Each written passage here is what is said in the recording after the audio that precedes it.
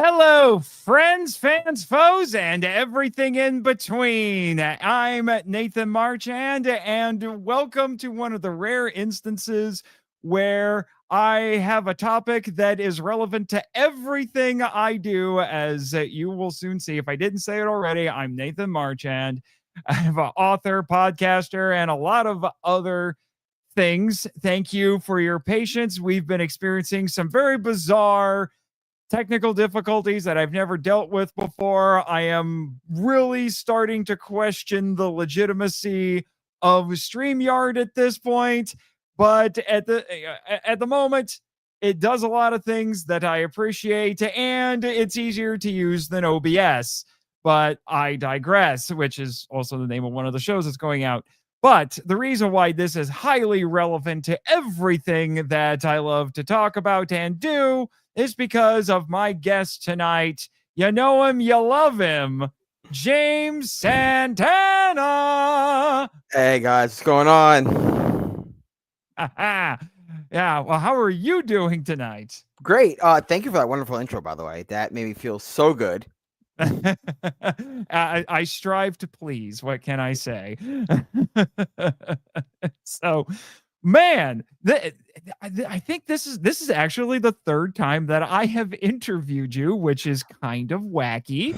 Let's see. We did it for For your preview book, and then for Supergroup, and now this. Yeah. Oh, this is and three now times. for this. Yeah. Let's go. I'm a recurring guest. I love it. I was gonna say, you just keep making stuff that requires some, say it with me now, shameless self-promotion that you just have to keep coming. Absolutely. Yes. And by the way, everybody, please gather around in the chat, leave some comments. Well, if we have some time, we might take a few questions or comments from the audience, because it's kind of a full circle moment here, because the first time I brought you on, you were doing a Kickstarter for a preview book, which, for those who don't know, a preview book is a comic book that has an anthology of stories in it. A lot of times they're excerpts for what are meant to be longer books, hence why they're called preview books. And you were kickstarting that because you had just launched Toku USA, and we'll get into that here a moment in case anyone has forgotten.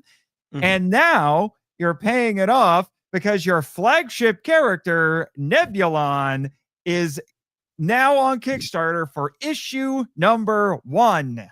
Yes, he is. I'm so glad we finally got to bring him out fully in his own story, going out to everyone. I love it. I'm happy that we're finally here.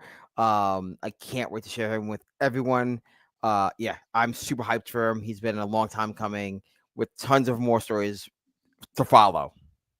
I'm actually, I should have properly downloaded the materials that you sent me. I'll get a picture of him here in a moment. But while I'm doing that, for those who may not know, if they didn't watch or listen to those other 2 interviews, who are you, James? Briefly, we don't want to get into. I know, right? We want to focus on the topic at hand. But who are you?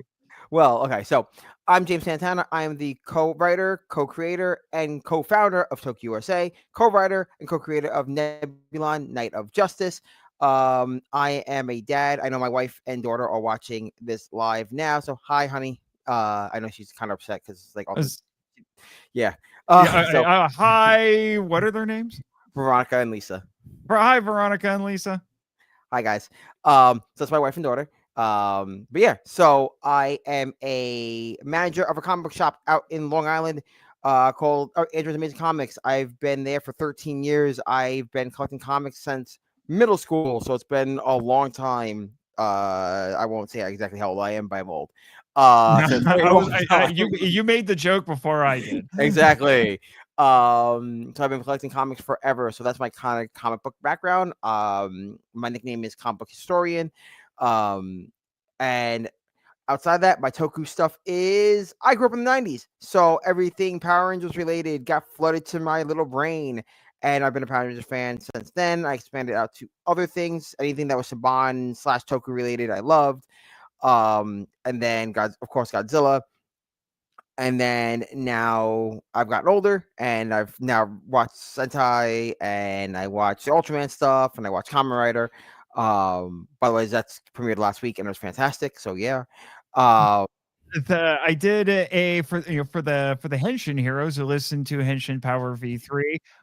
Jake and I talked about that. We reacted to it live after we did our normal weekly coverage of Ultraman Omega, and so we got into that, and it was better than I expected. yeah, The slight tangent. I'll just bring this. Just reiterate it. I've had a hard time getting into modern Common Rider. yeah, I watched the first episode of 01 and Geets had trouble enjoying them. I find that I gravitate more toward Showa and Heisei, yeah, because I then was like, well, this wasn't grabbing me, and then just to continue the experiment, I watched the first episode of Ryuki and it got me. Well, I went into this not sure what to expect, and I was hooked. yeah. I was hooked very quickly. Dude, I ended up watching it. I actually watched it with my wife and daughter. I was like, oh, I guess we're watching this, and it was good. Mm-hmm. So, but yes, tokusatsu stuff I love. So yeah, I watched kind of the anime. Didn't find out it was a real tokusatsu series until I was like way older. So yeah, And that's now it's on Blu-ray. yes, and I cannot wait. So yeah, that's kind of me in a nutshell.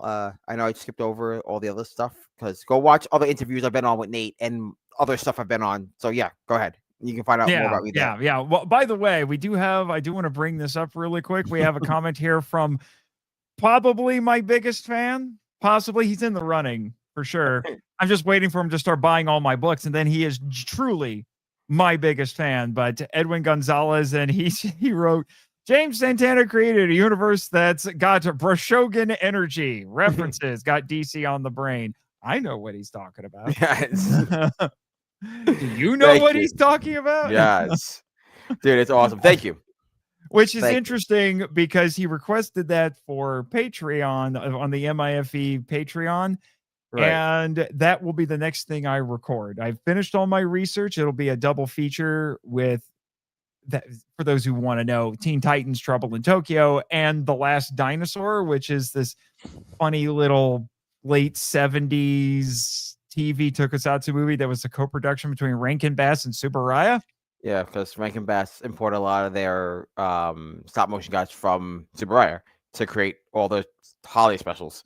Yeah. So all full circle, guys. Yeah, it's all full circle. So that will be the next thing I record. However, I am going to rewatch Teen Titans Trouble in Tokyo one more time before I put the script together and then go and record that. That'll be a solo episode.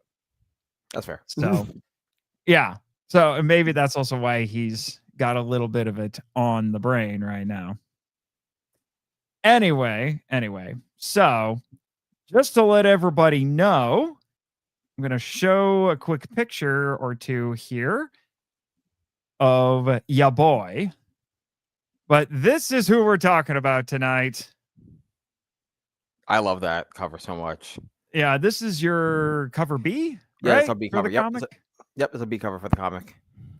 Which is funny because this is the when you sent out when you gave me the preview edition of this, because I will be writing a review of it for Kaiju United.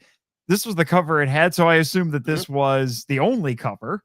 No, but there's actually 3, which we'll talk about in a little bit once we get to Kickstarter stuff. Yep.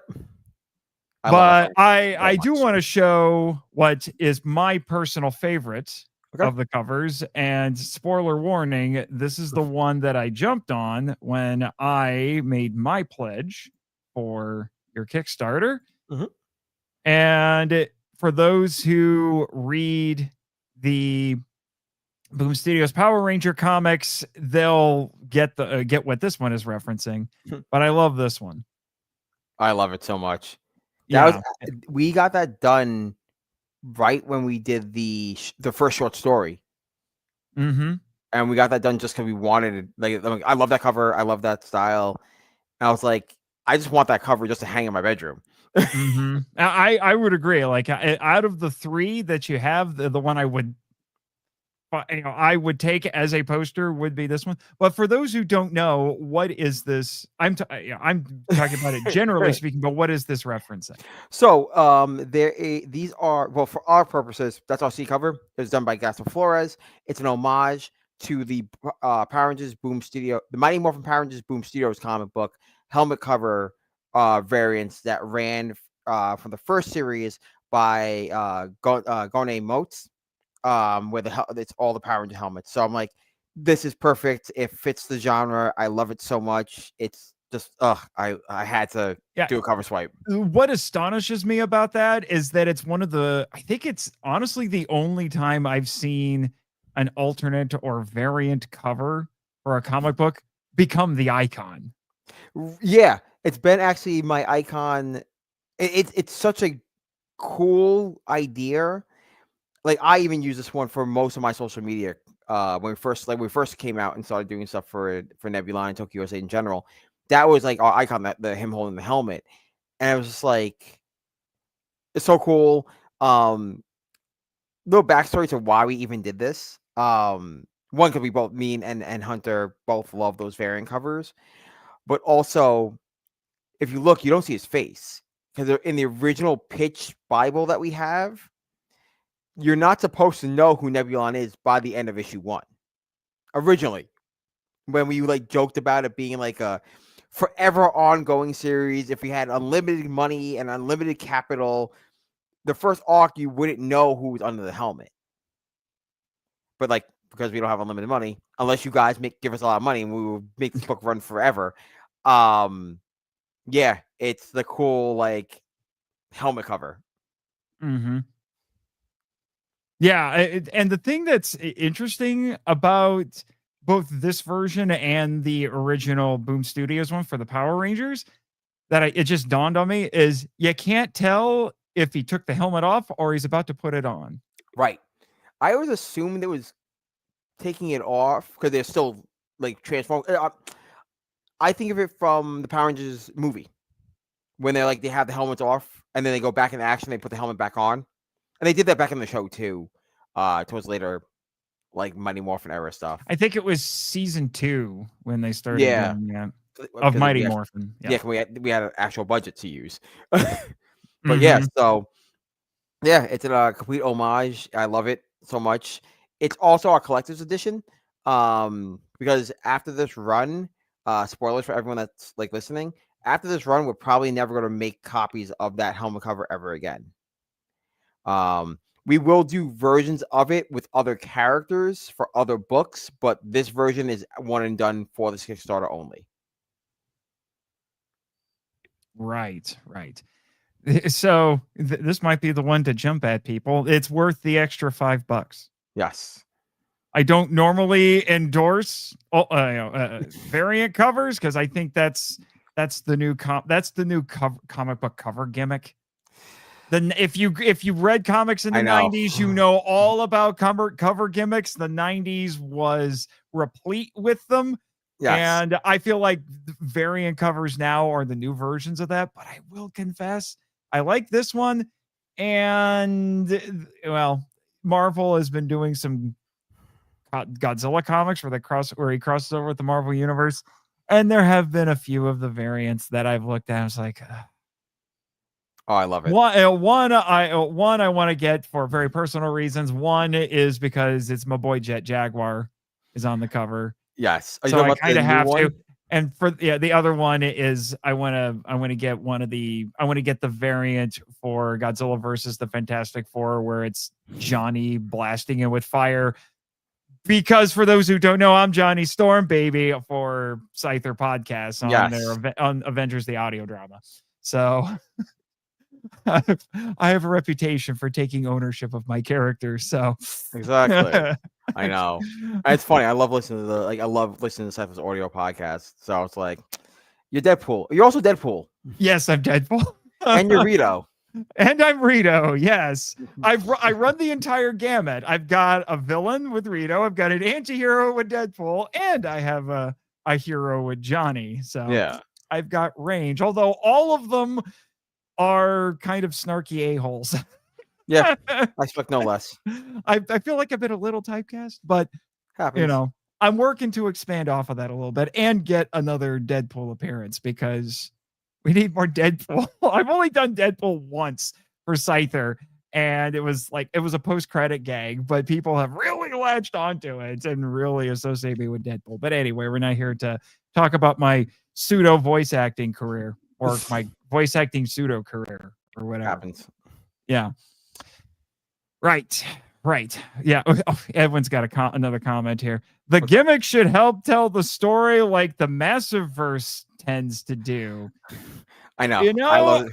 I like how he thinks because that's how comic book covers used to be. Yes.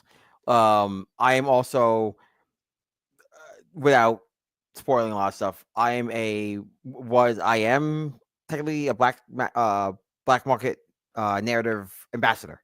So yes, I know everything about Massiveverse that you can ask. I've been collecting those books and I pimp those books out all the time. I love that series. Tyler Higgins is a huge inspiration. I got to meet him a few weeks ago. Oh, dude, I met him. He read the first book. Your preview book? Yes. Back last year, I met him at New York Comic Con at the Ultraman panel, and I got to talk to him, and he's like, "Yes, send me your book." So, yeah. I'm hoping. I don't want to make promises on the air, but I talked with him about potentially doing an interview, and he was interested. So it's cool. I've interviewed him in the past when I used to have the podcast. He was great. I got him, Melissa, Ryan all together. Michael. I met Melissa too. Well, she was there. She's so nice. It's great. Yeah. By the way, my co-host from Henshin Power V3, Jake Hambrick, is here. What's up, guys? I don't know how long I'll be here. I have terrible signal. So understood. It's all good. Hey, thanks, man, for stopping by. Yeah. But anyway, that's enough about comic book covers as well, because boy, we could get into it. So yeah, we can. Another quick reminder question. What is Toku USA and where are you based? All right, so Toku USA we are currently based. Well, it's funny. Me and Hunter don't live in the same state anymore. Hunter moved to South Carolina. When we founded, I know, right? He left me behind. So when we first founded the actual everything for Toku USA, he was already living in South Carolina, but we started forming like our writing stuff right before he left. And so Toku USA is a comic book publishing company that specializes in making comic book based on and for and from fans of the tokusatsu genre. If you guys don't know what tokusatsu is, it just means special effect. It just means special effect in Japanese. But yeah, it's not just superheroes and spandex, people. Okay. It's way more than that. I've made that abundantly clear in all of my podcasts. Yes. It's just if it has a bunch of special effects in it, it's tokusatsu. Right. So we use that kind of as we specifically use it a lot for specifically Nebulon and what we dubbed the Nebuverse.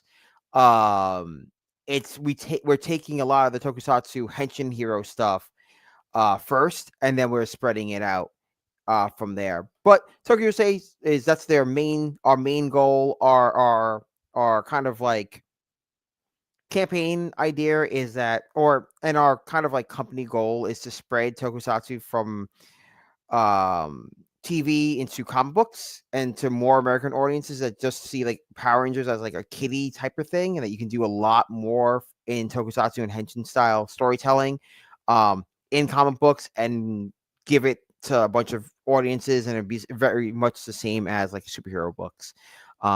Currently, we're based in two places, New York and South Carolina, because that's where me and Hunter are. So yeah, there you go. We're split headquarters. And just to remind everybody, because I've brought this up, I think in the previous interviews, at least one of them, and elsewhere, this man, the reason we got connected is he was a listener. Yes. Stumbled across my podcast, started listening, and then reached out to me and said, I want to talk to you on the phone. It's like, okay. I thought it was going to be about podcast stuff. And he said, hi, I run Toku USA. I want you to write for us. And I'm like, what? So I have been studying the art of comic book writing. I've given James a couple of pitches. He loved them both. Yes. And hopefully, if things go well, because I do 10 million things, as I am wont to do, I will hopefully be coming on your show and others to promote my own Kickstarter Right. for Toku USA. Yes. And I do think I can say this. I should bring this up because I did mention this in the previous ones. I will be immortalizing, I should say, Crystal Lady from the MIFV in comic book form. So that Yes. will be interesting. Yes. I can't wait. Like it's gonna be fun. And It's we fun. have some. James also gave me a one other crazy suggestion that I'm not going to bring up on here, but if we Nope. do it, it's going to be interesting. It's gonna be fun. That one's gonna be fun. If we get to that point, that's gonna be fun. Yeah, for sure, for sure. But anyway, so also to let people, these are kind of like, what are your credentials, sort of a thing. Yeah, of But course. briefly, what else have you produced? Cool. So, I besides being a manager at Android's Amazing Comics in Stavelin, New York, I was the co-host of Android's Amazing Podcast with Hunter. We took a break once he like moved from house to house, just because technical stuff like Wi-Fi stuff. So we're on a mega hiatus until we kind of settle some other stuff. I also co-created a supergroup with Hunter, which bounced around from publisher to publisher, but now it's on the Toku USA now.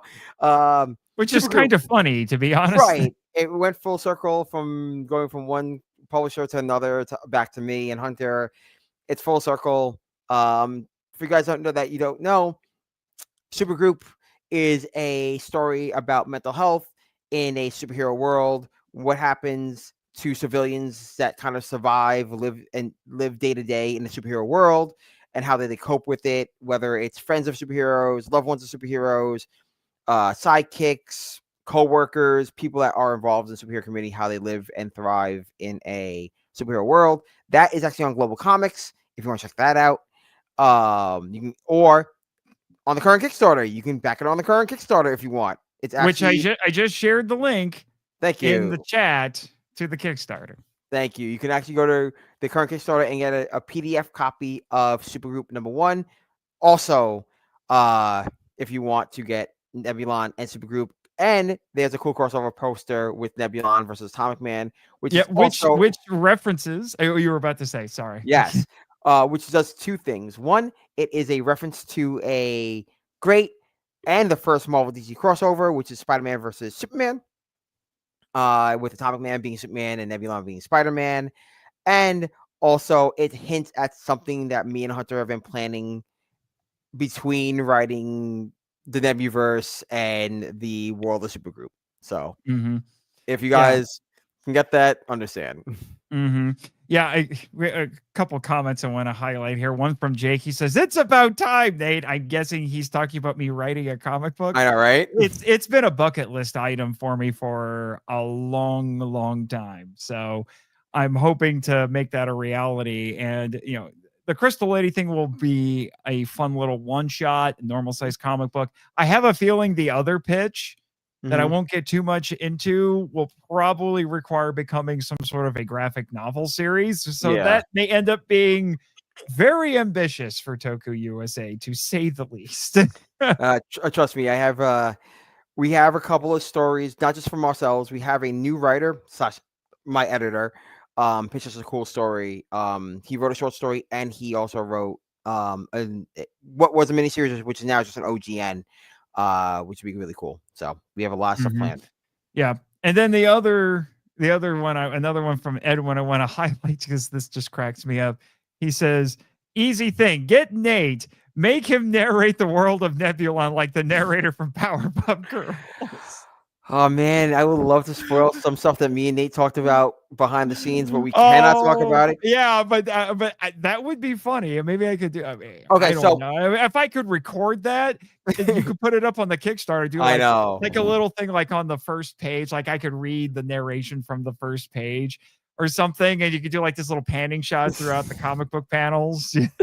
So I will say here as an additional, if we can get to 50% by the end of this week, which is only 2 days, I will spoil one project that we have in the works for the Nebuverse on our like social media. So if we get to 50% by the end of the week, I will spoil one project that we haven't talked about that no one knows about yet. Like gasp. So yeah. Yeah, let's see. Okay, I was just trying to see, if the numbers had moved. I yet also or jumped not. up like we need to Yeah. spoil it now. It's like, wait, what? I mean, because the preview book was a successful Kickstarter, which is Yes. great. Yes, thank you. This one's a bigger Kickstarter. This one's a Yes. little bit more ambitious, but you guys did it before, Yes. so I have confidence in you. Yes. We're hoping that everyone that backed the first one comes back. We have a lot of plans. Any book that you saw in the two books that were announced in the preview book are being made. Both of them, both issue ones are done. So they're both set. They're all to go. So if anyone's like worried, like, oh, they're not done yet. No, we're done. We've been done, colored. Layouts are getting set this week. We are editing all done. We are 100% So which I think is a great thing. So this is not a case of it's minimizing the risks for the backers because you can actually say, hey, we have a completed product. Yeah. You don't have to worry about that. So when you pledge your money, we will just like immediately get stuff printed and it is out to you. Yep. Absolutely. So it's not a thing like, it's like, hey, fund this and then by next year it'll be done. No, it's done. Nope. It's done. It's 100% done. We got our final pages last week. Hunter is doing the layout. We just got like some small like back end like credits, like fluff stuff we have to do. But yeah, it's all set to go. Once the Kickstarter is done, we send it off to printer and we're set to go. So yeah. As long as we make it to pledge, yeah. That reminds me. That is my. That's actually one of my questions, and that's who worked on this with you. So shout out your creative team. Awesome. My co-creator, my partner in crime, my co-host, my co-founder, the guy I've written every book with forever that we just vomit ideas with each other at 1:00 in the morning. It's fantastic. Hunter Van Leerup, he is also working on a solo project called Trenches. That was hinted at in Supergroup. So you guys back Supergroup, you saw the ad in there. He's working on Trenches. He worked on a short story called Penguin Nomicon. It's a wait. Penguin Nomicon? Yes. Yes. Penguins and waddly Arctic birds. Oh my gosh. Absolutely. That is actually currently they're doing a fundraiser. That was actually part of an anthology that raised money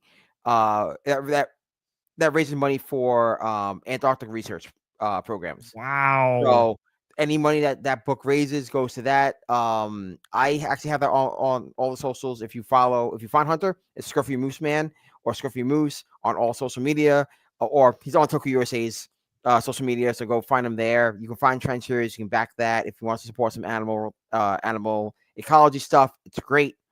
On letters and our main artist and our character designer and our guy we've had from the get-go, Gaspar Flores. He did the first two short stories. He did the A cover. He did the C cover. He did the Atomic Man versus Nebulon print. Gaspar Flores is great. He's also in South Carolina. He lives like 10 minutes from Hunter. It was wild when we found that out. Wow. That was such a small world when we found that out. Great artist. I found him on Instagram years ago. I had done like a commission work for a fan fiction I was working on. I was working on a Power Ranger fan fiction back then because I'm a super nerd. And I got all my Rangers. Hey, we've all written fan fiction, and some of us are still technically writing fan fiction, but yep. And so we I got him to do a work on that. And then one day when we started doing like this, like wanting to do going from Supergroup and getting ready to do Nebulon, I was like, oh, I have an artist in mind. I reached out, I'm like, hey, do you want to do comic book art? And he's like, I've never done it before. I'm like, want to try? He's like, yeah, sure. And he jumped on. He's been with us for the last couple of years. We have a new colorist, Jack Lanahan. CJ just unfortunately just couldn't finish the colors for the series. So if you back the original preview book, he was the original colorist on the short stories and the preview book. Just because of timing and everything, he just couldn't come on the book for issue 1 and currently the future of the book. So I reached out to a longtime friend and former customer of mine, and current customer of mine. Mm. A lot of it revolves around the comic shop. Jack Lenahan, who we've joked around about trying to find a project we can work on, and he jumped at the chance, and he's been hitting out of the park. We just let him go and do his own thing, and the stuff he produces is immaculate. I love his art. He also currently did a book called Into the Foundry, which is a mix of heavy metal and like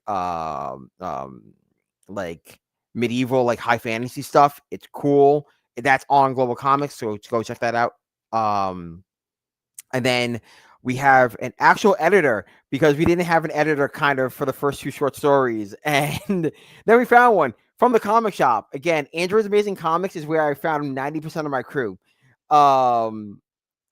We found that in Travis Cutter.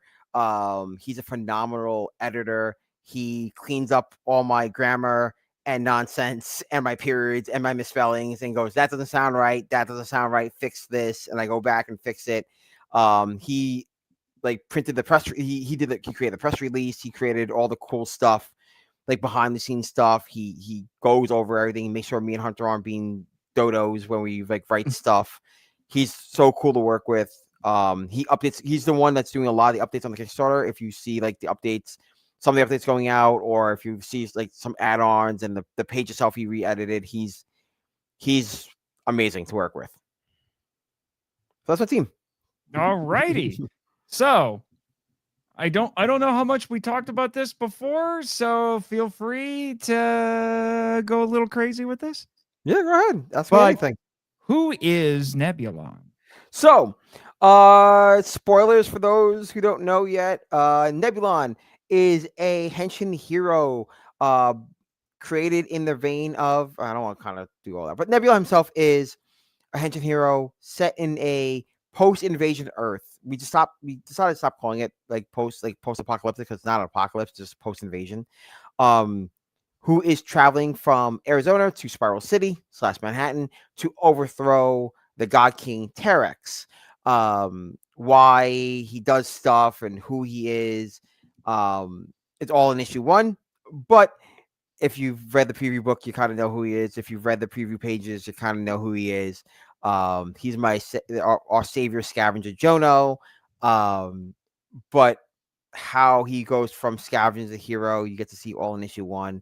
I love this story a lot. It's a blend of who they kind of like a tale of be careful who you trust and type of thing, and trauma bonding mixed with like cool Henshin hero, the explosions and attacks and fun stuff. And it's just a really cool story that I hope you guys will love, that has a lot of heart and a lot of action. So yeah.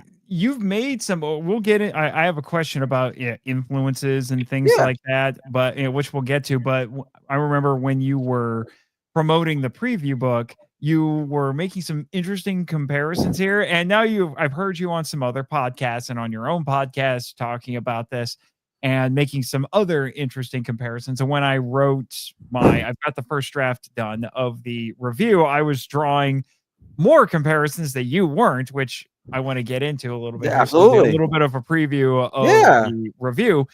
And you likened Jono and Nebulon, because that's how I'm interpreting it, is that Jono is our human protagonist, and then Nebulon is the hero. Yes. And you were comparing it to Eddie Brock and Venom, which I thought was interesting. So for the comic book readers. Yes. I draw a lot of comparisons to Venom for multiple reasons. I see the relationship between Mayette and Jono as a symbiotic one. I always in my head read the story of Venom as a story about a relationship. And this is kind of to mimic that and homage that idea of like this is a relationship. If that's the case, that Venom symbiote is the most unfaithful girlfriend ever. Yes. I'm just saying. It's true. If I was to go into Deadpool mode right now, he would have some choice words about what he thinks of the Venom symbiote. Absolutely. I liken it a lot to the Venom symbiote story, where it's like they are bonded together because of trauma. They are bonded together because of a massive trauma that happens, and now they have to live together. And with them working together, they form this bigger hero in Nebulon. So that's why I see that a lot in Venom. Like Peter and the symbiote, or Eddie and the symbiote, on their own are separate people, but together they are Venom, the Lethal Protector. They are Venom, the King in Black. All Venom. Yeah, they use the word "we." It's not Carnage, where it's I, but yes. Yeah, 100%. I know. But I'm a weird.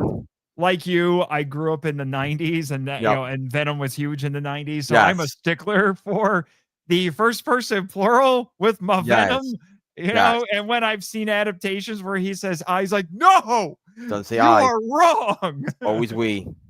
Always we. Carnage can do I. That's fine. Absolutely. But Venom, but speaking of the preview book, Yes. what from the preview book is in this? And related question, how did you expand off of it? Obviously, well, the spoiler free, of course. Yes.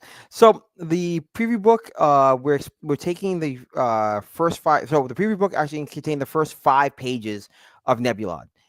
So we took the first 5 pages from there, and then we just expanded it going forward. So a lot of this issue is the backstory of Jono and Jono and his brother Davis, as they go out and do their normal Arizona-based scavenger stuff, and then how and why Jono is Nebulon. We added some stuff. There's a cold opening that sets up the back stuff. A lot of the first 2 issues are backstories, are flashbacks to between the time of being Nebulon and current timeline.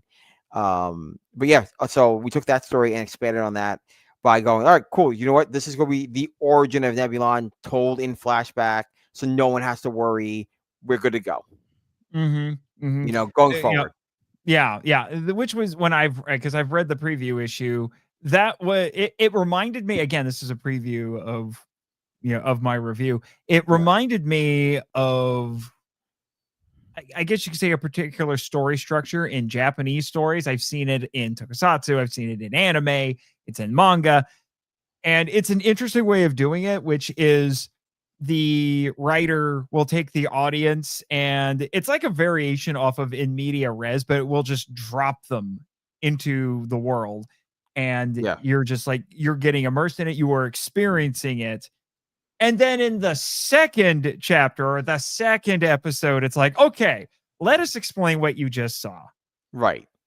Which is interesting. And there's a little bit of that here. Obviously, it's done in a single issue, but the first couple of pages, it's like the present for Nebulon. And you see Jono and Nebulon going around doing their thing.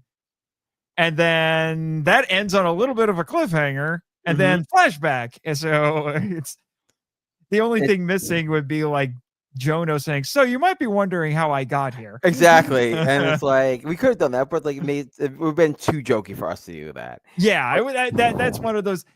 It's one of those tropes that has been overused to the point of parody. It's like starting your story off with, it was a dark and stormy night. That was a legitimate way to do things at one point. It is not anymore. No, it is not. So yeah. So as it is, it actually works pretty well. You don't do the thing like the life flashing before your eyes sort of a thing or anything like that. It just cuts. Yes. And I'm itching to see that resolve, because I was a little annoyed when I got to the end of the preview issue. I'm like, that's it? Yep. There is way more. I thought this was 24 pages. Yeah, I know, right? What where's the rest? Exactly. It's so much more than what people think. It's going to be, the first issue is meant to set up a lot. It's a way cooler origin story than I originally imagined it to be. Thanks a lot to having a co-writer that can bounce ideas off of. And I love everything about where we're going now with it. I'm sorry, for everyone that doesn't know, a lot of people got to read a preview copy of this issue. that doesn't have the finale in it. Sorry, guys, to keep spoiler free. um, so yeah, some of you guys don't know exactly how the issue ends, but I promise you, we did that for spoiler reasons, so people don't leak things. We did one reveal on Kaiju Cast last week. Because You we went happened. on Kaiju Cast. Yes, we were on Kaiju Cast last week. Yes. The Or, actual Kaiju Cast. What? yes, we were on What? Kaiju Cast last week. Yes. That Yes. show's been relaunched? I What? guess so. I don't know. They follow me. I like them. They're cool. So you met with Kyle Yount? Oh no. No. So it's another show. It's by Russ. He runs it through Kaiju United. It's like tied into Kaiju United now. Oh, okay. Then Yes. isn't it just the Kaiju United podcast? Because I can't imagine it would be called Kaiju Cast. It's still called Kaiju Anyway, Cast. I'm surprised. Yeah, I know. Legalese. I was gonna say I hope they talk to Kyle Yount about that. But anyway, Yeah, no, we were on that, and we have to reveal one really cool spoiler-ish thing on it. So I will do it. I've done it. Like, it's cool. So we got one spoilish thing there. Okay. If we get to 25% by the end of this episode, I'll reveal another spoiler here. Oh, so now everyone's gonna like, Marchan, keep talking. Yeah, because I mean, we're only at 23% right now. Yeah. There you go. All right. So I there's two questions that I could go to from there, but I'm gonna go with this one since we've Cool. already hinted at it, and it makes more sense to talk about this and then start expanding out. And that is, what were your influences for Nebulon, and how did they affect the story?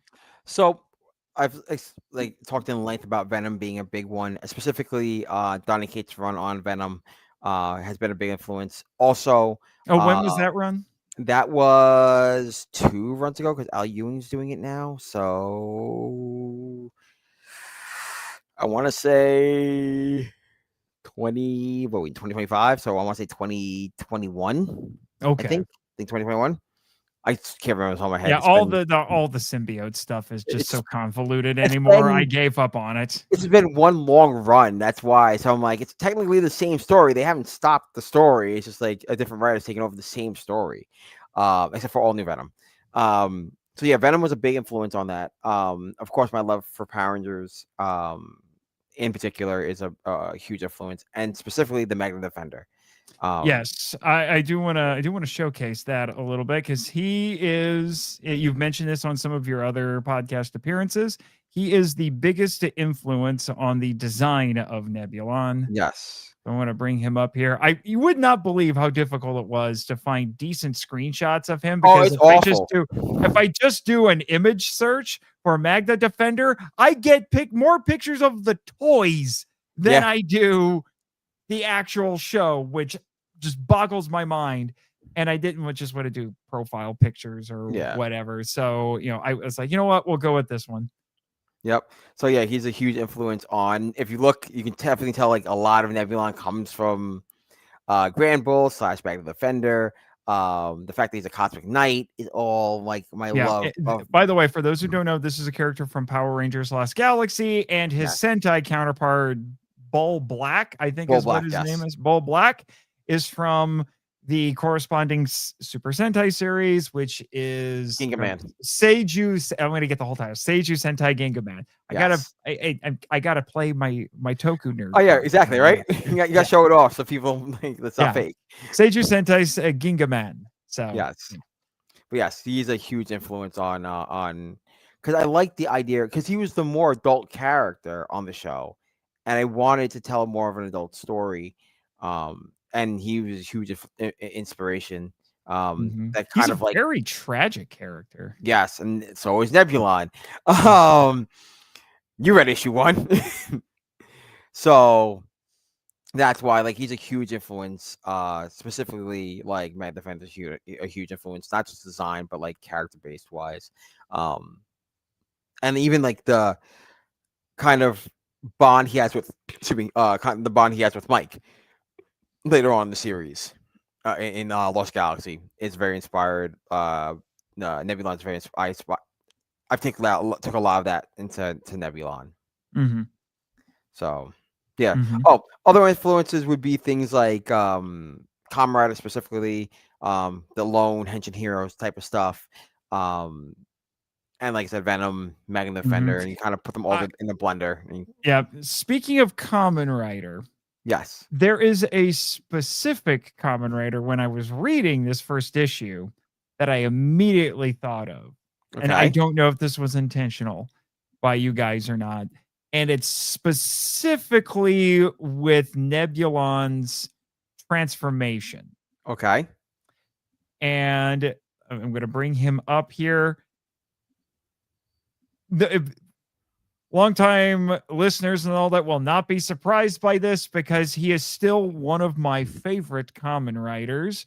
And I bring this up in my Kaiju United review as well. Kamen Rider Black.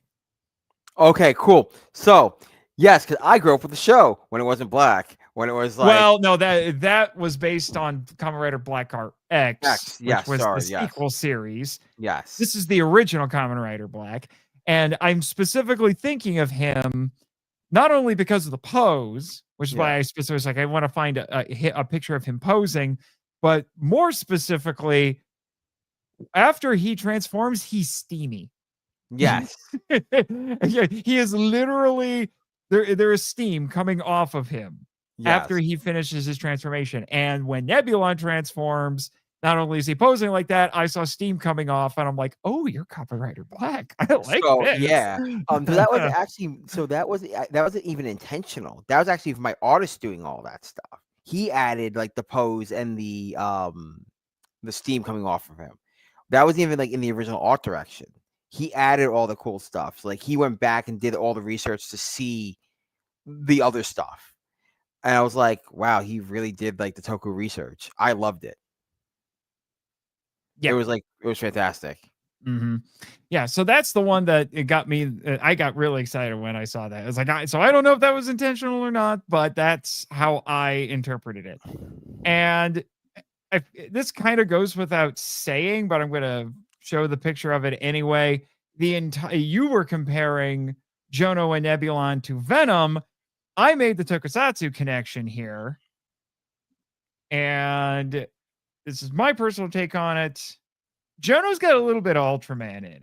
Yes. So I love when I hear like people like point out things like I didn't think of when I first was doing this stuff. And like, oh, it reminds me of this. I'm like, oh yeah, I forgot that's a thing. As much as like I'm a Toku guy, I'm like, oh yeah, Ultraman is very much the same. It's a human and an alien bonding together to become a hero. Mine just doesn't grow. Yeah. Well, I don't know. I don't know if Jono's an alien or not. It's another being of some kind. And I'm putting my Ultraman nerd hat on right now. Not every Ultraman in every Ultraman series is technically an alien.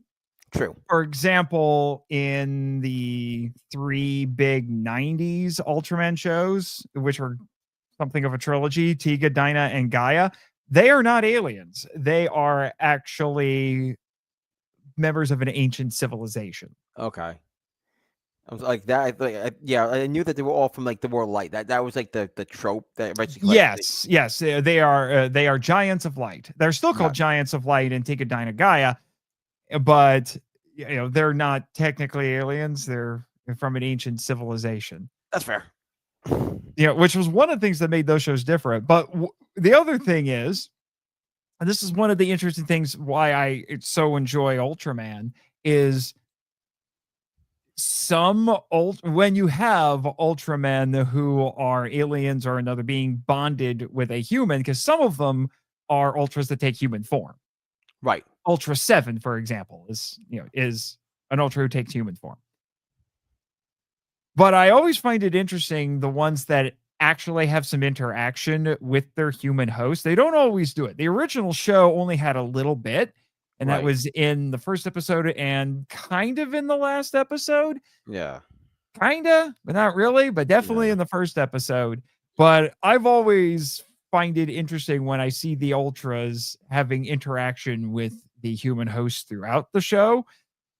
And that's what I was getting here with Jono and Nebulon, at least in the bit that I was able to see. There's actual interaction going on between them. Although what I did see in the preview issue very much reminded me of, say, the first episode of the original Ultraman, Yeah. where that Ultraman says, "Hey, I'm going to save your life, but to do that, I must bond with you.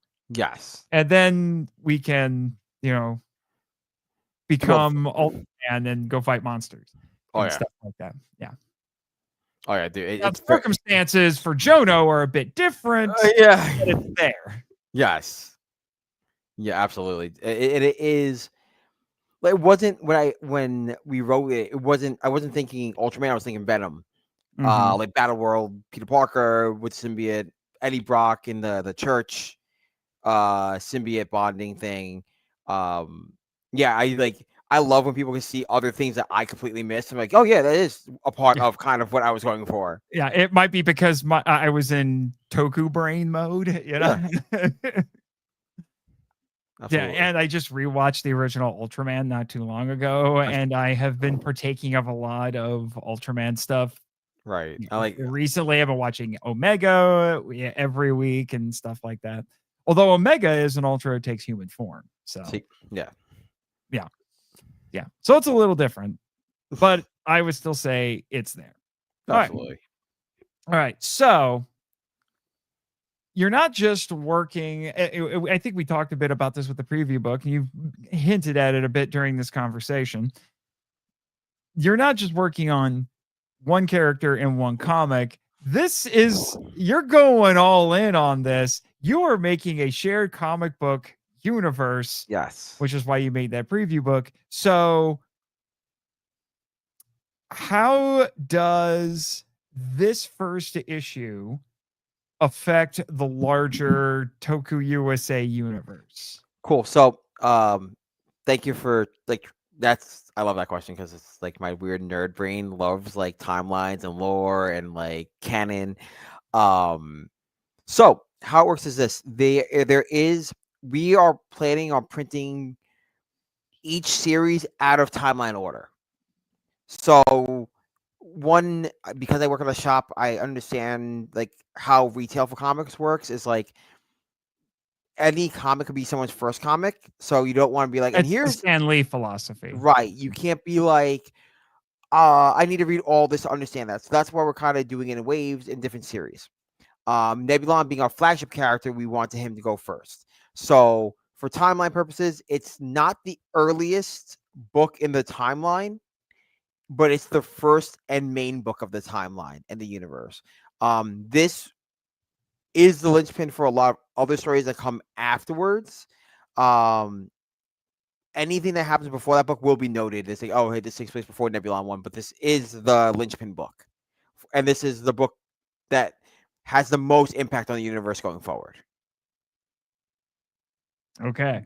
Yeah, because the preview book, you had the stories, some of the stories would kind of reference, maybe not specifically the stories, but the characters in them a little bit.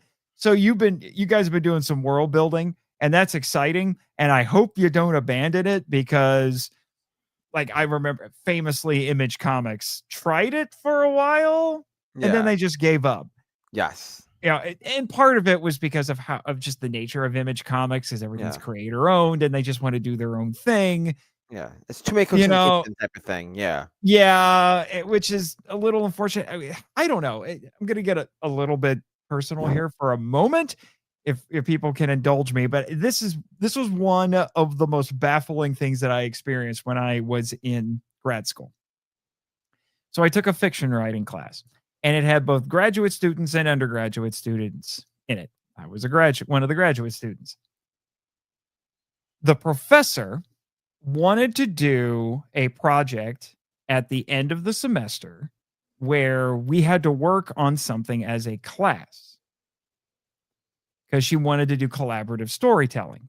And I was like, oh, I like this idea. I've done stuff like this with some of my writer friends. This will be cool. So we were trying to figure out what the connection would be. And, so we're like, is it going to be a shared setting? Is it going to be a shared character or, or whatever? Similar idea or theme or whatever. So we're hashing all this out. But I was in the minority of people who was excited about this. Everybody else was like, I don't want to do this. That's going to be too creatively confining. And I'm like, what is wrong with you people? I know. Did nobody tell you that creativity thrives best with limitations? Yes, absolutely.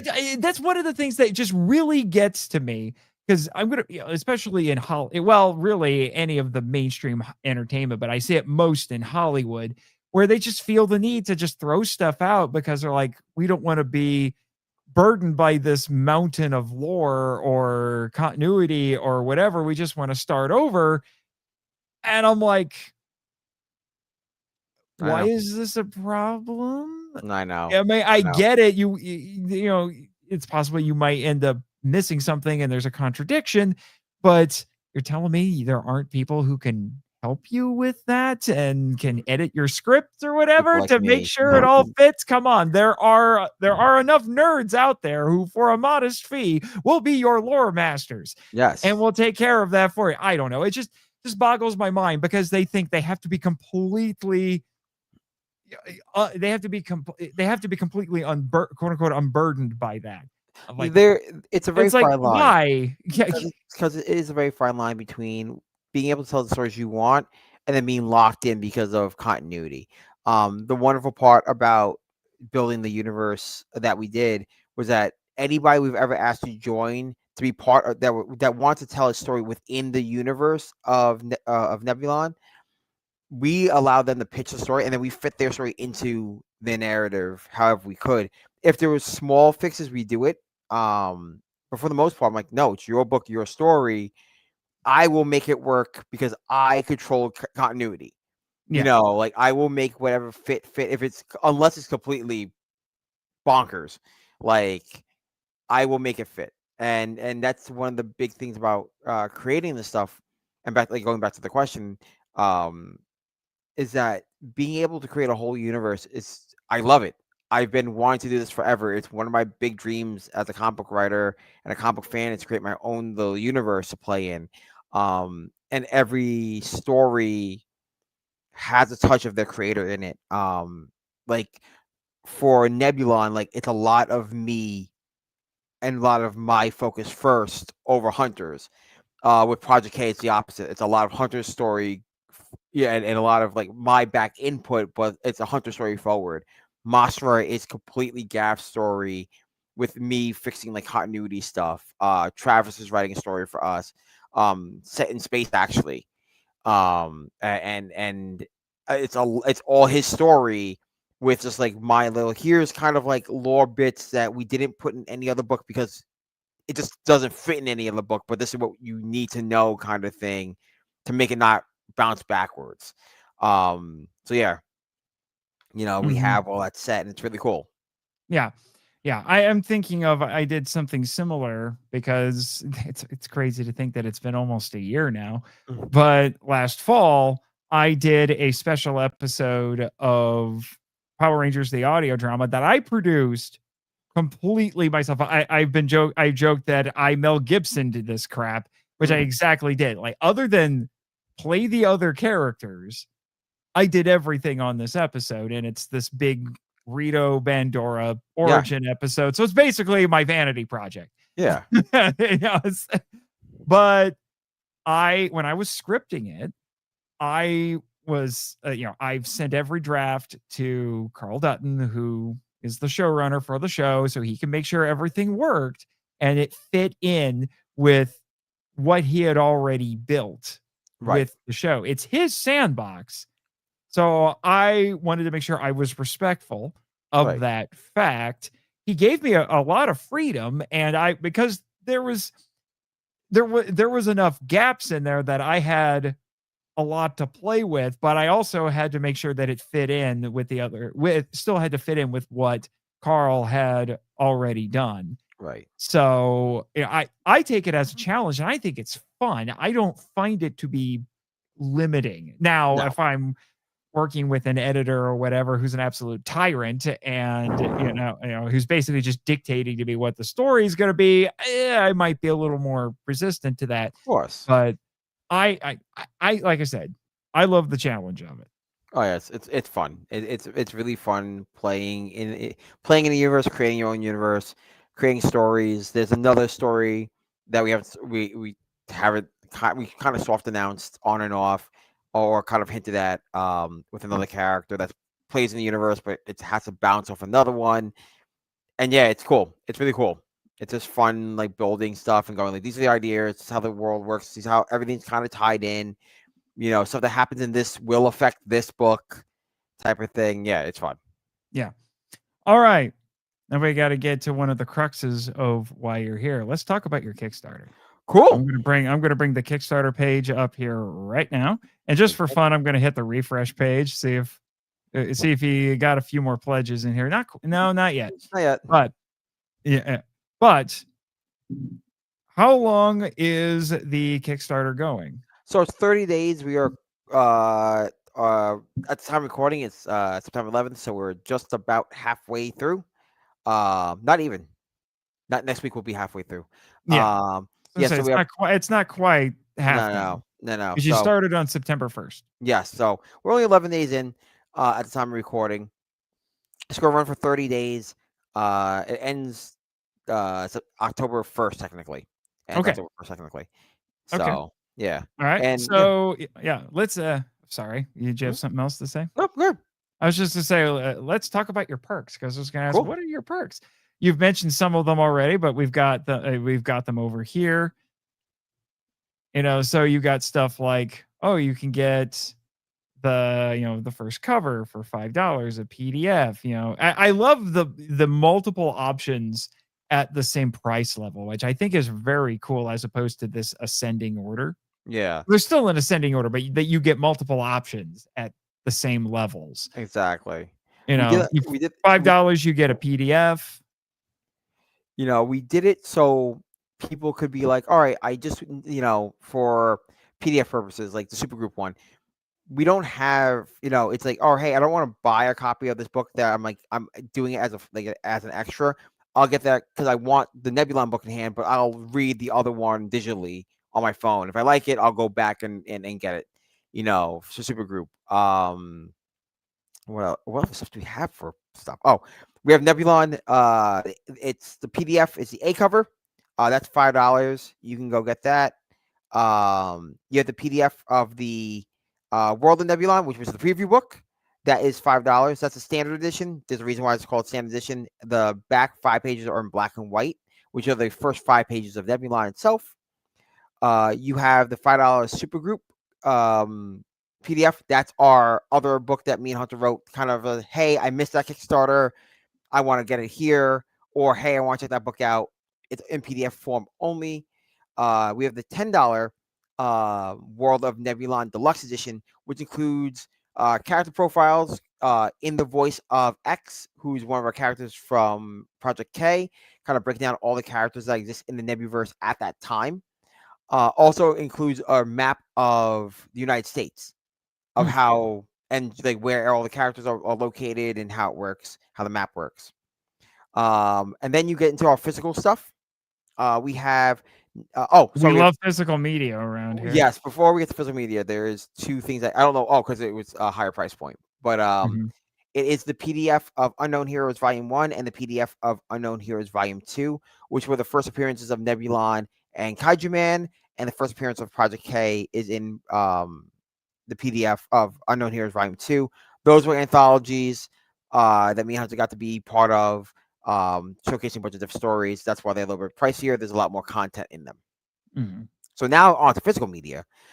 We have Nebulon, Night of Justice A cover. That is done by Gaspar Flores. The A cover's picture's not there because it came up weird when we were trying to upload stuff. But if you want to scroll down the main page, it's actually on the main part of the Kickstarter. A little bit further down. I'm looking at the art. Some preview pages there. Yep. People want to get an idea what we have. I love this little Easter egg, by the way. Yes. Thank you. I love that Easter egg also. That was all Gaspar.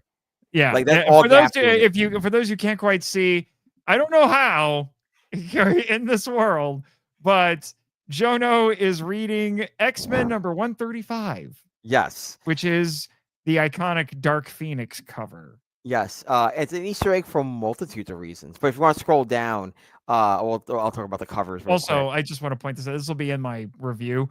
I love how the sword kind of breaks the fourth wall and cuts the onomatopoeia. Yes, that's again, Gasol Letterer. He did a fantastic job with it. So Here it is. that is our A cover.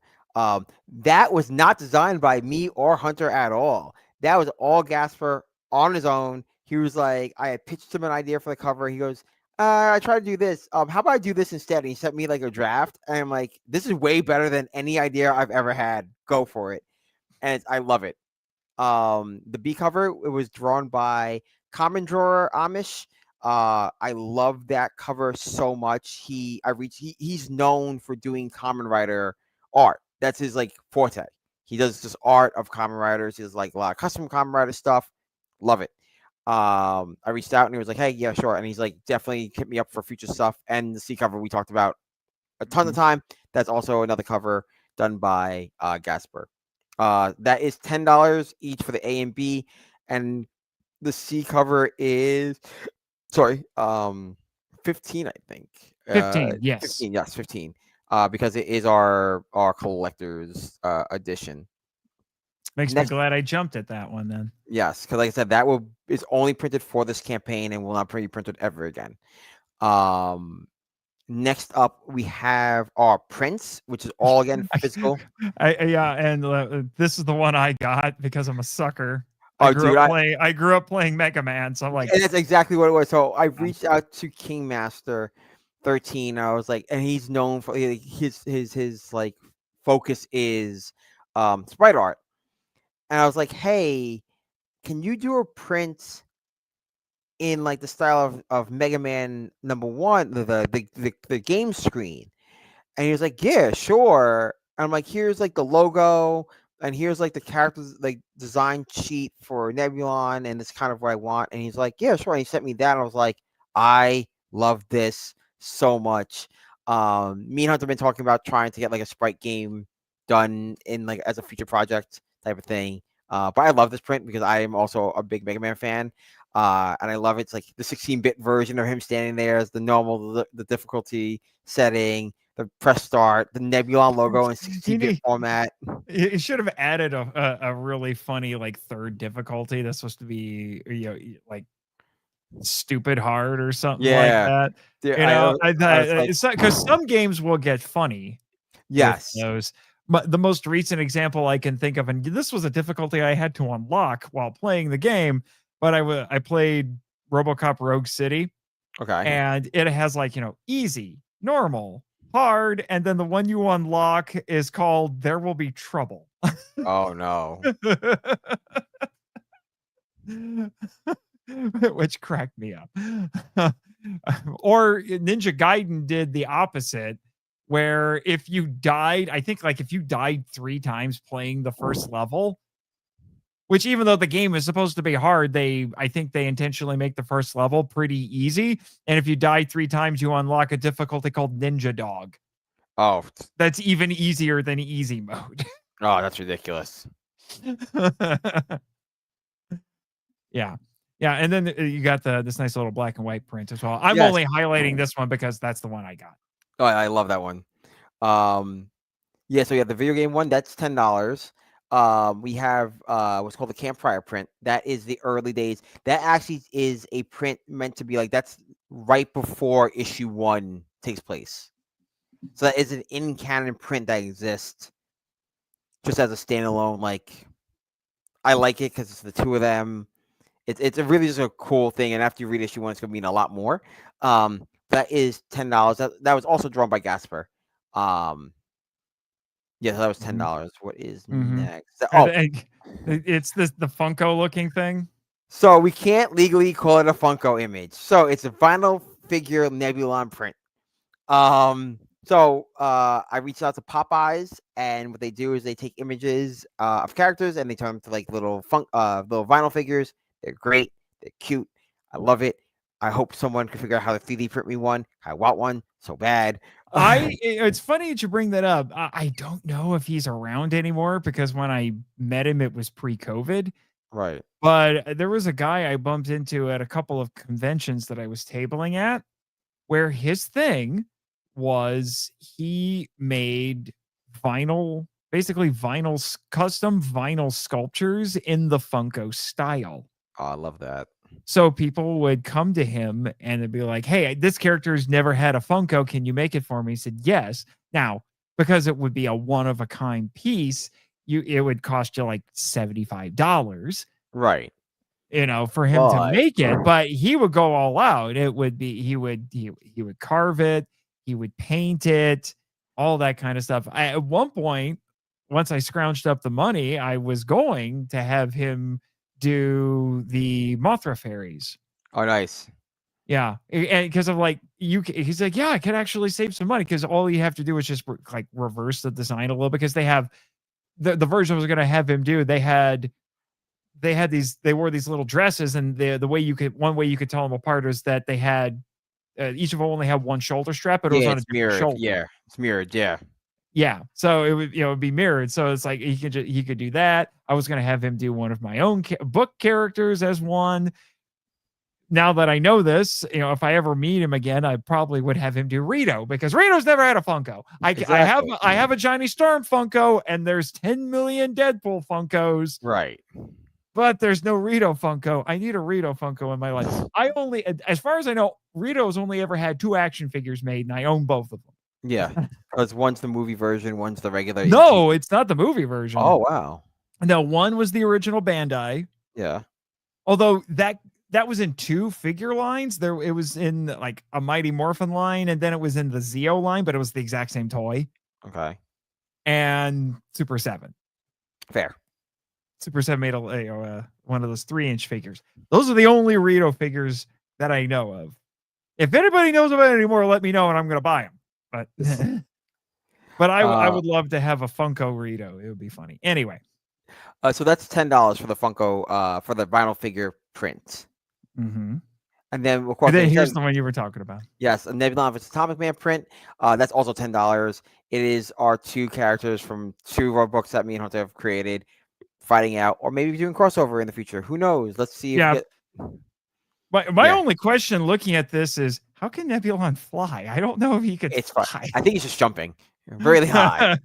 I was going to say, I don't believe he's jumping because Spider-Man is jumping. Yes. I think. Nebulon can't fly. Yeah. Nebulon can't fly. I was going to say, that's not part of his power set. No, it is not. And then here's some stretch goals if you want to talk about them a little bit. So we have our stretch. So we have a couple of things, other tiers that aren't like imaged because we just know images for it. So we have a print bundle, which gives you the 4 prints just by itself. That's $35. We have the bundle of covers, which gives you. Oh yeah, I'll scroll down through here. Yeah. Here's Unknown Heroes. Yeah. Yep.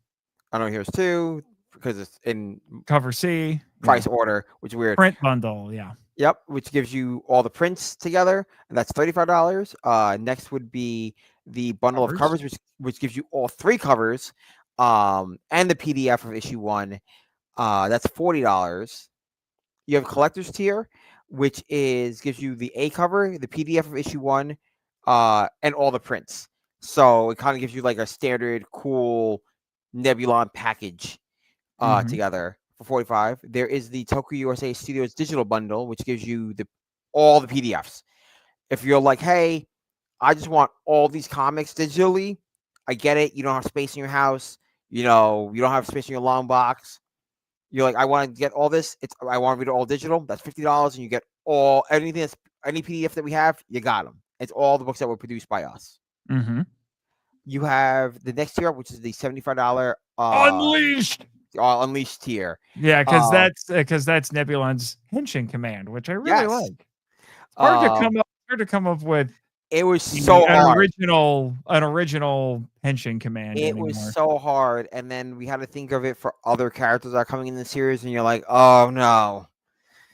So this is our one of our big tiers. This gives you the A, B, C cover. It gives you all the prints and the PDF of issue 1. Yeah, this So is for the people who like, I'm buying all the variant covers. plus, I want all the prints. This gives me everything. All gives me all the physical stuff. So if you're big into physical media, that's the one you want. For $100, I love this one. This one was very tempting, I have to yes. admit. I But mean, you have time. I'm like, You have I time to change it. could, You have time to change it to the end of the like month. that's an extra $100. Oh my gosh! But This one gives you you'll be super mean. It's like, here's issue 2. Hey, look, there's Marchand. He just got eaten by a monster. maybe. So you have for $100, you get to draw it into Nebulon. This allows you to be drawn into a future issue of Nebulon. The only thing we ask is that you don't bring your OCs in. Original characters. Yeah, original character. Then, but it could be anything. You just be if you want to put your pet in there, or if it's you want a picture of like. We won't feed you to the monsters, but your dog is not safe. Exactly. Like you want to put your a picture of a parent in there instead. We will draw them in there. How about my ex-girlfriend? It's your money. Feed her to the monster. That's probably a lawsuit waiting to happen. So absolutely. But you get drawn into a future issue, and you get an A cover of the current issue, and you get a PDF of the current issue. So you do get something. You still get a physical and a digital copy of the current issue, plus you being drawn into a future issue. 120 for next one up. We have a retailer tier. So if you want your comic shop to carry this book for $125, they get 25 copies of the book, plus they get an early PDF edition of the book sent to them. So they can read it, and it would be a full copy. It would be the full edition of the book that will be done before we go to print anyway, so they can see it, read it, understand it. They can sell it to their customers, their staff, stuff like that. And you get 25 copies of the A cover. We might change that towards the end, but it's right now. It's currently only for United States retailers, comic book retailers only. Just because it would cost so much to ship that to someone, I don't think it's fair to be like, it's another $125 for you to get it overseas. It's not fair. That's why we're kind of making it retailer only for the United States. But if you are listening and you have a comic shop in your area, please stop down, give them this, tell them how much. It'd be great. It would help us a lot. So yeah, that'd be great. And then you have our biggest tier ever. That gives you everything. Night of Justice all in tier. That gives you all the PDFs, all the covers, all the prints, and you get drawn into the comic book. So that's our huge tier. That is $250. If you're like, I want it all, I want to be drawn in, I want all the prints, I want all the PDFs, I want it all. That's a big tier.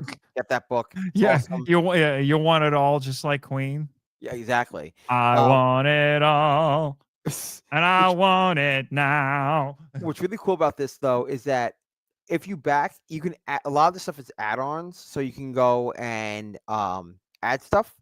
So, like, if you want an A cover and you want a print, you want a C cover and a print, you want 2 prints, and a cover, you want just a PDF and one of the prints or all the prints. These are all add-ons, except for the drawn-in and like the big bundle tiers. Those are not add-ons because it just doesn't make sense. So yeah, you can just go do that. So you can mix and match and kind of get what you want. Well, there you go. That's crazy. When I saw the thing about getting drawn into the comic, like, oh no. Yeah, for $100 you can get drawn in, and it's you. We're not gonna we are kind of hard pressed to be like, we will let you know when we're at that stage. Because all we do is we require like a headshot or a body shot of you. We just give it to our artist. It will be in it. He'll let us know what page it's gonna be on. When that book is out, we'll tell you what page you're on and stuff like that.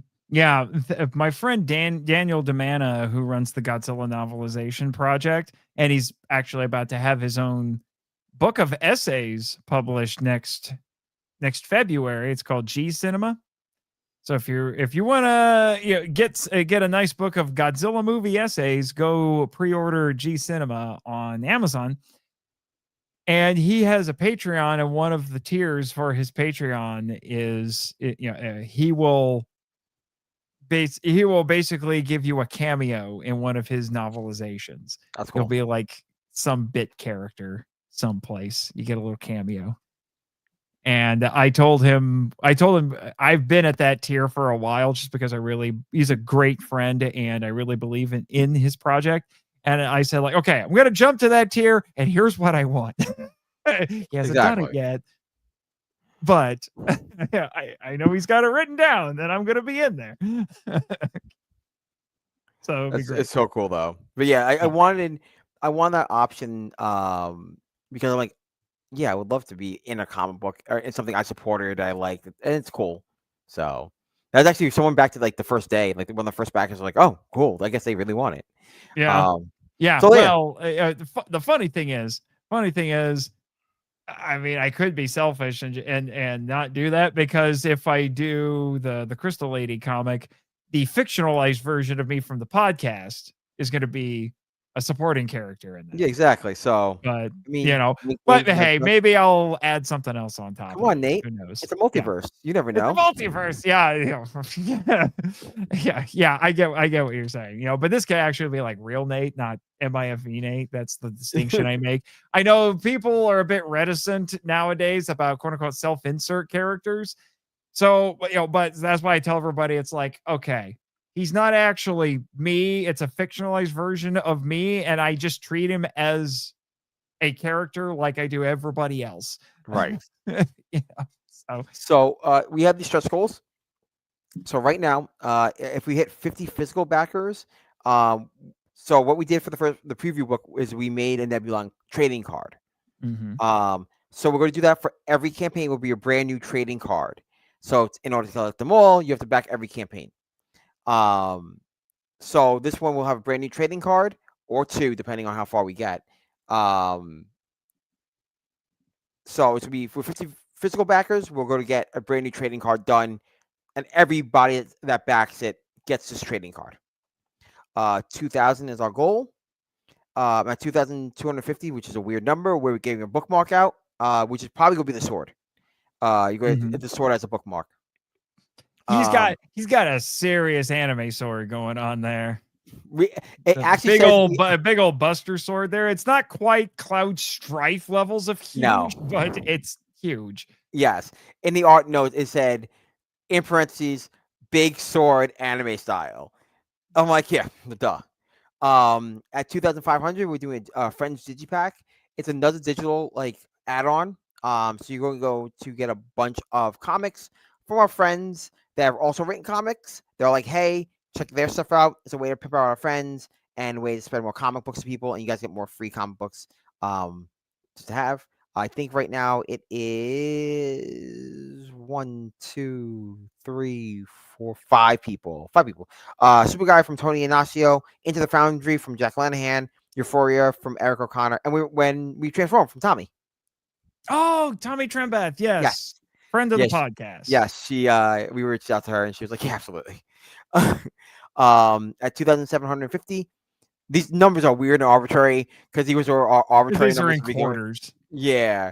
We're doing sticker set. It's gonna be a 3-pack sticker set, which is the Nebulon logo, the Toku USA logo, and the little shippy head that was the original logo created by Nick Aranja.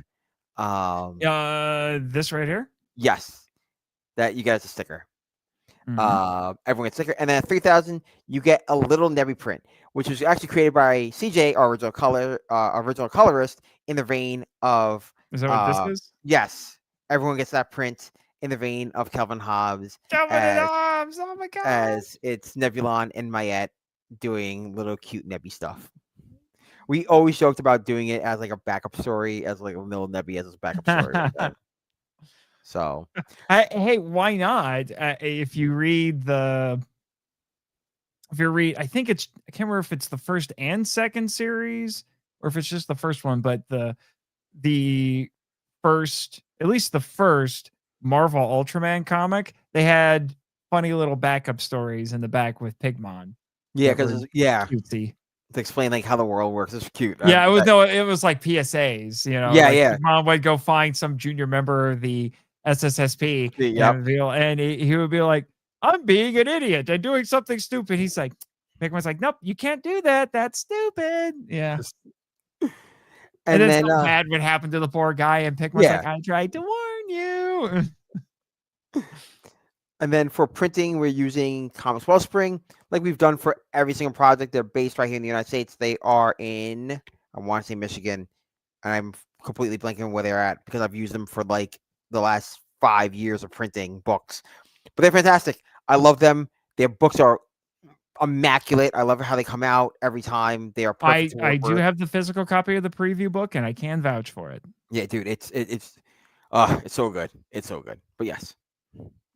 So, yeah. Mhm. And Yeah, that's and then just, there's a little breakdown on your budget and things like yeah. that, So which you is, guys can that see, it's numbers, yeah, so you guys can whatever see on it. like what the money goes to. Like 50% of it's production, which is going to be like when we say production, we don't actually mean cost of creating the book. We've already created the book. That's all of it. That is printing it and shipping it. Everything else is like ancillary stuff that we're still paying off some other stuff and moving some stuff around. So yeah, but the book is done. It's great. I love it. It's cool. I cannot wait to Mhm. have it in my hand, but I can't have it in my hand unless you guys get it to 2000. Yeah, yeah, and then here's you and all the rest of your boys. Yep. Here's Hunter. Yep. Here's a self portrait of Gasper. Yep. That's Jack. Mm-hmm. Your colorist. Yep, our colorist. Travis refuses to ever have anything on here, which is funny. We're like, hey, give me some info. He goes, no, I'm the behind the scenes guy. I'm like, cool, awesome. Mm-hmm. Yeah, right here. Unleash.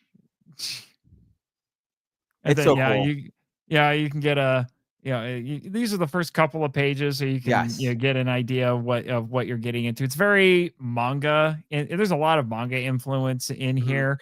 And again, another little preview of my review. I don't know if this was intentional for you or not. Well, the most obvious example is this right here. I don't know how well people can see it. I don't know if we can zoom in or not, but here's a little Frank Miller homage. Homage. Yep. Yeah. With Oh yeah. Nebulon jumping down, and that's a reference to the iconic cover of The Dark Knight Returns. Yes. And I would make the argument that some of these creature designs give me some Frank Miller energy. Yeah. Yeah. I I don't think mean, I don't see the particular images that I'm thinking of. right. They're But not on the but there's like a big burly Garlex in some of these early scenes, and I'm like, he looks like a Frank Miller character. He's actually inspired by Bosk from Star Wars. Yeah, that too. But he had like that kind of Frank Miller kind of proportions Oh and yeah, things yeah, like yeah. that. He's Yeah, meant to when I be was like a yoked monster. Yeah. yeah, yeah. He's absolute Batman. I was just thinking of that. But once I saw this, I was kind of in a Frank Miller mood. Yeah, everyone that sees that Easter egg, I'm like, I love like seeing everyone point out the Easter eggs and go, that's an homage to this comic book, and that's an homage to that comic book. I'm like, yes, these are all homages to comic books that I love and like the staff loves, and like, yeah, Mhm. it's great. All right. Now for the hard question. I asked you Yeah. this before when we did the preview book, so I'm challenging you with it again. Well, get all the way back up here. Keep this just out of curiosity. Let's see what happened. Oh, darn it. But I anyway. know. But anyway. All right. Here's the hard question, James. Why should everyone watching and listening support this project? To be honest, um, it's not like it's a hard question. It's just like the salesman to me, like, oh, this is why you should do it, and this is the sales thing. It's not a sales thing. I don't know if you've seen the chat. I just want to highlight these real quick from Jake. Yeah. First off, he says, "I don't have space, I make space." And then he Fair. says he's going to get cover C later tonight. That's awesome. Thank you. To be honest, I can do the hard sales pitch BS. Like, you should read it. If you like Power Rangers, go read it. But honestly, I'm doing this because I want to show my daughter that you don't need a college education to make your dreams come true. You can go out there and work hard and make your dreams come true and do it. It's painstaking, it's grueling, it's stressful, but if you do it, it's worth it. And I want to leave something behind for her. And that's why I do these projects. How old is she? She's 3. She's turning 4 next. 3. Okay. She's turning 4 next month. And that's why I do this. I don't. it's not to really like, yeah, I would love to write for Marvel and DC. I would love for this to be my break in and be like, oh, this is fantastic, but if I can make Nebulon forever and do this, I'm happy with that. Mm. I I just want it to be like my legacy. My legacy Mhm, is this for her, and be like, you don't need all this fancy equipment and all this stuff. You don't need tons of money and tons of nonsense. It does just take hard work and heart to mhm, make your dreams come true. And I want that mhm, for this. And I want people to understand, like, this story is about heart. It's about humanity and striving at the darkest of times. And that's kind of what I want to show people. So, mhm. you know, Yeah, that's I my admire stuff that. I admire that indie pluck. Yeah, I know we talk about, when we're as comic book fans, we talk about how you just said it. The dream would be to work for the big two, and because they've got the characters. Yeah, Nothing. Don't not to besmirch the other comic book publishers, but they have the characters. absolutely. Yeah, but yeah, we know how those two are run, and so it would be exciting, but at the same time you got to deal with everything else that goes along with that. I've joked for a while that even if I was given the opportunity to write for Marvel, they would immediately kick me out the door because they're like, all right, Marchand, what do you want to do? It's like Spider-Man. It's like, what? I thought Like, you nope. liked Captain America the best. It's like, yeah, but I'm fixing your mistake. We're because one more day made me rage quit. And Yeah, a lot of people. yeah, because that would be the first thing I would do. I would tell them, it's like, I'm fixing one more day. And then they would never let me touch anything. Exactly. Yeah, I would be immediately out the door. I'd probably get blacklisted or something. Although Superman's gonna be in public domain in a couple of years, so But funny enough, we talk about this at work. The legal loophole, it's gonna be the Golden Age version, which is like the strong man that can jump really high, impervious, super strength version. Same thing with Batman. It's the Batman that kills people that has guns. You know what I mean? Like, I'm like, that's my Batman, but sure. well, yeah. It's He's just my Batwoman, technically. yeah, the public domain's been getting talked a lot Yeah. about a lot the last couple of years as more stuff has been entering it. I've even been talking with some people about potentially doing something Kong related once the first two movies, because they came out the same year, they enter public domain at the same time. So, Absolutely. so that could be interesting to say the least in a few years. But I but but you get to do something yourself, you get to build it yourself, and like you said, and this is coming from somebody who has 2 degrees, but I don't necessarily tell people you have to go out and you have to get degrees. You have to prove that you, you don't have to get a piece of paper to prove that you can do something. Right.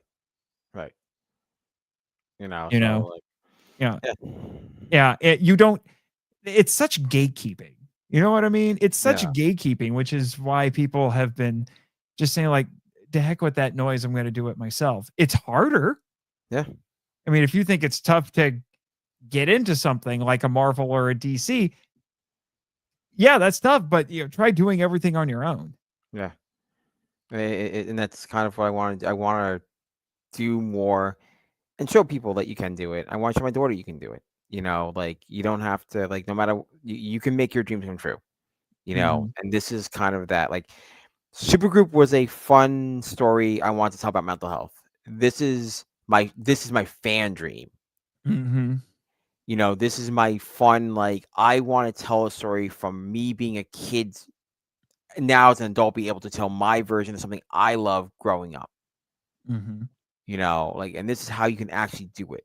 And that's just kind of my journey. And I'm glad that everyone that jumps on and is along for the ride, is out there and checking it out and stuff like that. And I'm grateful for everyone that's back so far.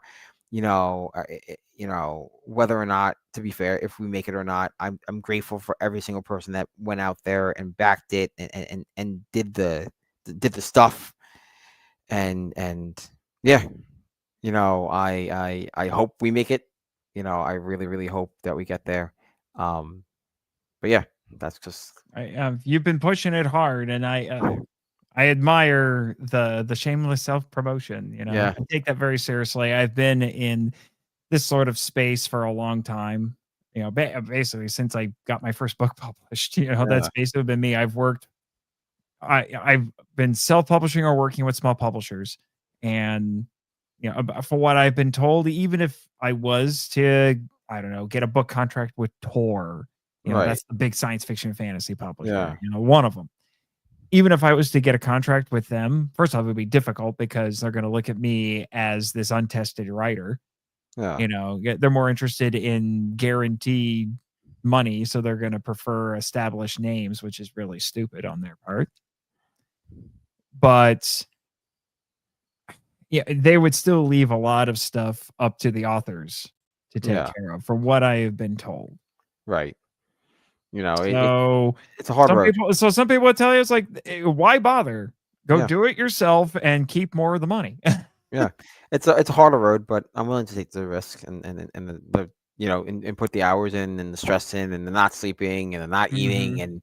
and the panicking Mhm. but also comes with the fun conversations of ideas and getting artwork back and bouncing off things and creating new things with friends and meeting new people, and spreading like kind of my love of comics to other people.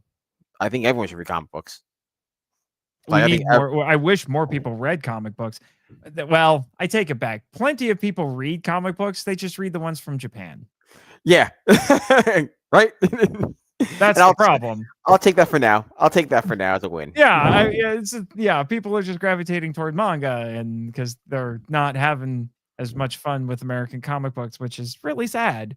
I know. To a certain to a certain extent, but I understand where they're coming from. Absolutely. Yeah, absolutely. But that's why you want to highlight stuff like this. Yeah. Indie comics have become much more of a thing in the last couple of years. There have been several high profile people who have been successful with their independent comics, and more power to them. I'm hoping that because of them, they're paving the way for people like Toku USA to keep making stuff like this, as humble as it is. Thank you. Mhm. I'm trying. Hey, you're doing more than a lot of people do. We're trying. We're Yeah. getting there. We're getting there. Yeah. So let's look to the future a little bit here. What's Cool. next for Toku USA? So right now, we have Nebulon Night of Justice coming out. Going on with that, we have next year. So starting maybe the end of this year, if time allows, we might have one more kind of back end push for the year, but we're not guaranteed yet. But at the start of next year, we have 2 books coming out. We have Supergroup issue 2, and we have Monster. Instead of it being a miniseries, we talked to Gaff. Gaff decided to change it from a 4-issue miniseries to an oversized one shot. So Monster Origins will be coming out next year. And same thing with Supergroup issue 2 as of right now. And if all is good, Nebulon issue 2 will also be coming out next year. Mm-hmm. Yeah, and no promises, as I'm still trying to figure out timelines with my schedule. Yeah. But that Crystal Lady comic should hopefully be out. And you know what? I don't know if I've mentioned this, but I'll just name drop the title. Yes. I won't say anything else, but I'll name drop the title. It's going to be called Crystal Lady versus Mothman. Which I can't wait. I mean, you've talked about this before off mic and on phone calls, but I know a lot of the story. Nate pitched this to me a while ago. I love it because I'm big into cryptozoology and I love the Mothman. I love the Mothman memes. It fits. Really cool stuff. And this may not be a one shot after I get done with this book. So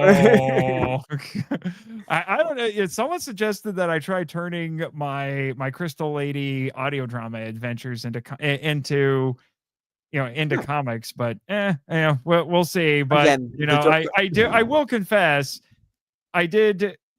This is here's a little bit of an exclusive for you. I will admit some of the inspiration for this has come from the famous Mothman statue from West Virginia, which I swear, like, you look at this, How was this not inspired? How was this not designed by a comic book artist? I'm just saying. Look Oh, at this dude. thing. Yeah, I can't wait for it to pop up because if y'all don't know this thing, like it's dope. I love that statue. Yeah, actually funny enough, there was a horror story that me and Hunter wanted to do was Nebulon versus the Mothman. And it was supposed to be one shot for like next Halloween. Because it was like, because he's traveled a lot, and it was supposed to be like an in canon, like him fighting Mothman story that Mothman's like kaiju that exists in like our Nebuverse. So yeah, maybe. yeah, maybe. People for the most famous part of that not costume, but the most famous part of that statue, and some people have, What? I think, go there just to get pictures of that. Is it has very defined glutes. Yeah. People pay pennies there. Yeah, like I Ridiculous. said, that thing was designed by a comic book artist because it No. is super jacked. Yeah, that was like. Why does he have a 12-pack? Doesn't matter. That man looks like he lifts 400 pounds. Like the part of the Mothman will be played by Arnold Schwarzenegger. Yeah. I'm the Mothman. I go to the gym every day so I could go scare people, and then 5 days later, all the bridges collapse. It's like, what are you doing? A lot.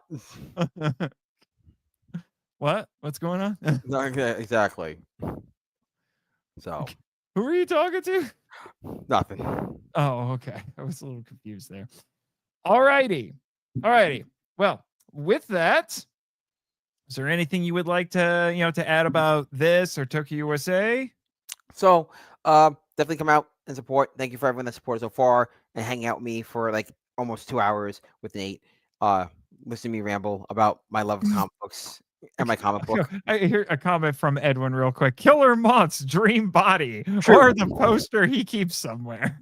True, 100% true.